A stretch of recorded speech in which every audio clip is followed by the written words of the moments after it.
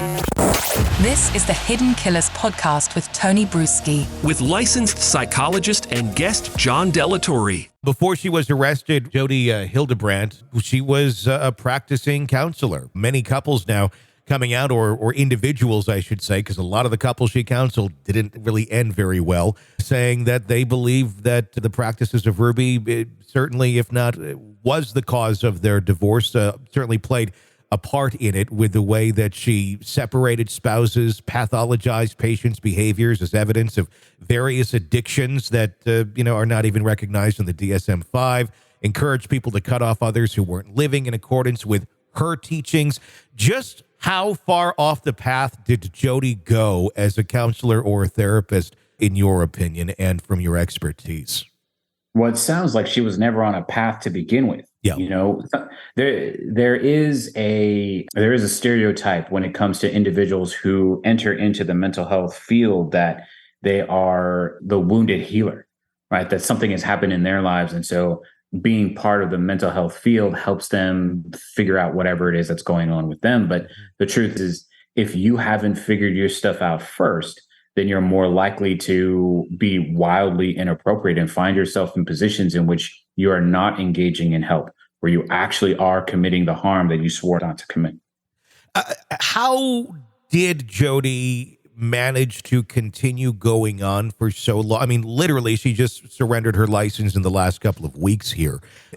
Going back to 2012, it was suspended briefly. The Mormon Church even said, yeah, we're not going to necessarily recommend you anymore, because she was revealing basically HIPAA-type information to people that she shouldn't be revealing it to. But she got her license back shortly thereafter for that unprofessional conduct, and then just continued back up. Obviously, I know there's a lot of learning in your field. You guys, everyone I've ever worked with has been very good, very professional. The story of Jodi fairly much goes off the track. Is there a lot of accountability for someone once they get that license to maintain it, especially when you have this sort of activity going on and these sort of results with her clients? Yeah, absolutely. Every licensed provider has a licensing board, which means that the licensing board is there to protect the general public. They're not there to protect me as a licensee. Yeah. They're there to protect the public. And so I think a lot of people maybe don't want to kind of quote unquote rat out their counselor or something like that, or, like an entire church is just, we're just not going to refer any more patients to you, rather than actually going through the process of raising a complaint. Mm-hmm.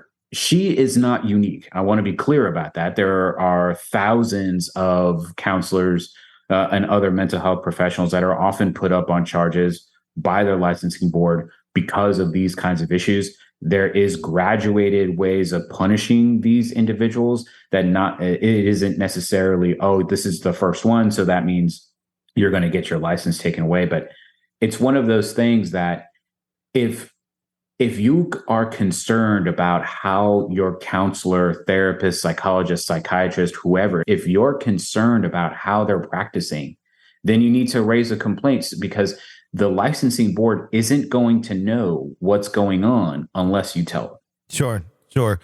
And with that being said, of what's going on in those sessions, the direction she was taking things, the way she was handling her clients, I mean, how free, are individuals who are practicing in this world to kind of do their own method? We're going to take it down my road, and not necessarily just what we've studied and learned from others, because it seems like a lot of this was just what Jodi thought would work is what she did.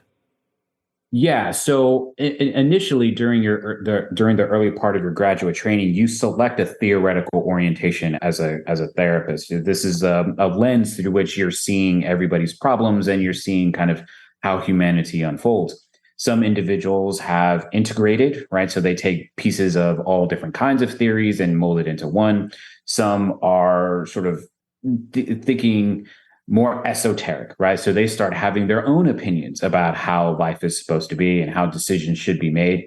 We can see a lot of some of these individuals having been influenced by more what I'm going to call extremist ideology. And I don't necessarily mean like terrorists or not. Yeah. What I mean is that there are some individuals who become very hard-lined in how they think life should unfold, and they don't allow for any flexibility.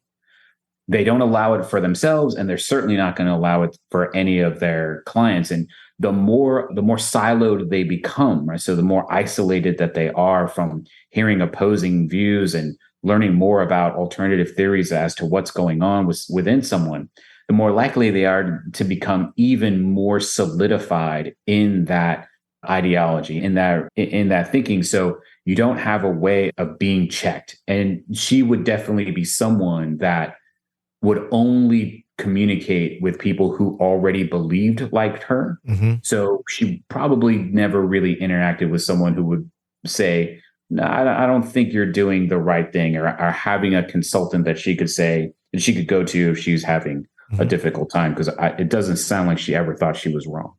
Is this someone, exactly what you just said, is this someone who simply just never thought she was wrong, was going to go down any path and thought she's untouchable, everything she's doing is right and okay because it's what she believes? Or is there like some sort of nefarious, side to her? Because it almost, from what we're hearing from some of these patients and clients that they had, it sounds like, hey, if you want to break up a marriage, follow Jodi's way of doing things. It seemed unhealthy, some of the practices that she was suggesting that these couples go through, and including the accusations that she would make of porn addiction and other things that really weren't present in some of these men. It almost seemed like there was a vendetta against men in a lot of the ways that she interacted with couples. Yeah, what I'm going to say to that is everyone makes a choice. Everyone makes an active choice into what they're going to do and what they're going to say. She's the only one that knows if she had an agenda, right? If she had her own personal agenda that she's putting onto all of her clients, or if this was just a secondary aspect of being so regimented in her own ideals and not recognizing that she needed to meet her clients where her clients were at. So only she's going to know if she brought something into the session that wasn't supposed to be there. You're consuming the Hidden Killers podcast. Want more? Start binging on all of our true crime podcasts right now through Apple Podcasts, and get an ad-free experience when you sign up to be a True Crime Today Premium Plus member, exclusively on Apple Podcasts. More of the Hidden Killers podcast, dropping soon. Press subscribe now.